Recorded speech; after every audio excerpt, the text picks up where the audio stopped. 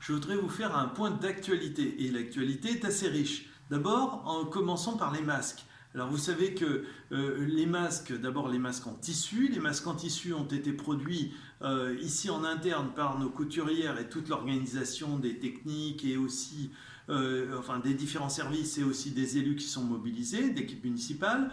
Donc on a répondu à la demande urgente.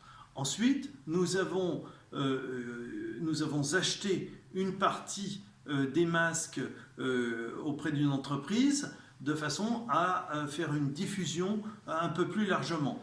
Et puis maintenant, nous sommes en attente d'une nouvelle diffusion puisque nous avons encore acheté 20 000 masques et donc on sera en mesure prochainement de vous indiquer la procédure de distribution. Ça, c'est pour les masques en tissu. Nous procédons aussi en urgence et notamment parce que c'est une exigence des usagers des transports, il faut un masque. Donc dans ces conditions, en tant que conseiller régional, on m'a confié, Valérie Pécresse m'a confié des stocks de masques à diffuser et c'est ce que nous faisons régulièrement et pas plus tard que ce matin à la gare pour tous les usagers de la gare de Villeneuve-le-Roi. Je voudrais également faire un point sur les écoles. Les écoles, c'est notre grande actualité, en commençant par un remerciement à tous les services qui, en un temps record, se sont mobilisés pour mettre en œuvre ce qui pouvait paraître comme quasi impossible. Bon, donc dans ce dispositif d'école considérablement aménagé, pour ne pas dire dégradé, nous accueillons les enfants dans les meilleures conditions qui puissent être. Et donc les enfants maintenant, après avoir aménagé toutes les écoles, les enfants bénéficient d'un masque puisque les enfants scolarisés bénéficient d'un masque. Nous avons pu y arriver parce que nous avons réorienté le flux des masques cousus par nos couturières en direction des masques de cette production pour nos enfants, même si elle n'est pas obligatoire, en tous les cas pour les élémentaires.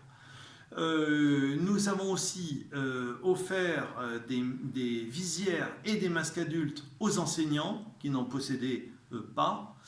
Nous en sommes à la dernière main concernant les centres de loisirs. Les centres de loisirs, vous savez que c'est vraiment particulièrement compliqué. Nous sommes en train d'y arriver avec le grand engagement de nos animateurs et de nos directeurs de centres qui font leur possible pour répondre à la mission d'occupation des enfants et en même temps préconisation sanitaire des protocoles. Bref, c'est un sac de nœuds assez compliqué à gérer, mais nous nous y collons. Je voudrais vous dire également que nous reprenons les chantiers. Pour la rue des Pierrières, le chantier a redémarré. Pour la rue du Général de Gaulle, ça a également redémarré. Alors selon des protocoles bien établis, avec le directeur des services techniques, nous avons la rue du Maréchal Leclerc qui va... le chantier va être repris le 2 juin. Concernant les élagages, nous avons une demande assez forte pour les élagages et ça c'est un vrai problème puisque vous savez que nous n'avons pas pu faire élaguer compte tenu de cette période d'interruption où on n'avait plus aucune entreprise qui travaillait. Mais que pendant ce temps, les arbres ont poussé, de ce fait on est hors période d'élagage et comme nous sommes engagés dans une procédure environnementale de protection des oiseaux et protection des végétaux, ça devient extrêmement compliqué.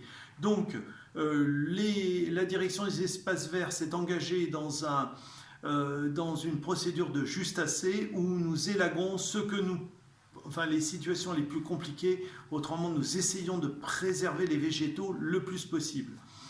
Je vous rappellerai que le cimetière est ouvert. Alors il nous reste encore pas mal de désherbage, mais le cimetière est ouvert et assez fréquenté d'ailleurs.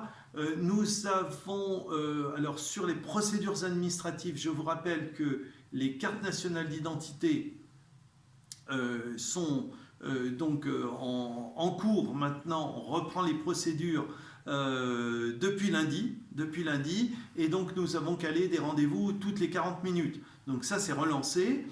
Le service urbanisation lui procède à des rendez-vous téléphoniques avec en perspective des rendez-vous physiques. Donc tout ceci est en lancement.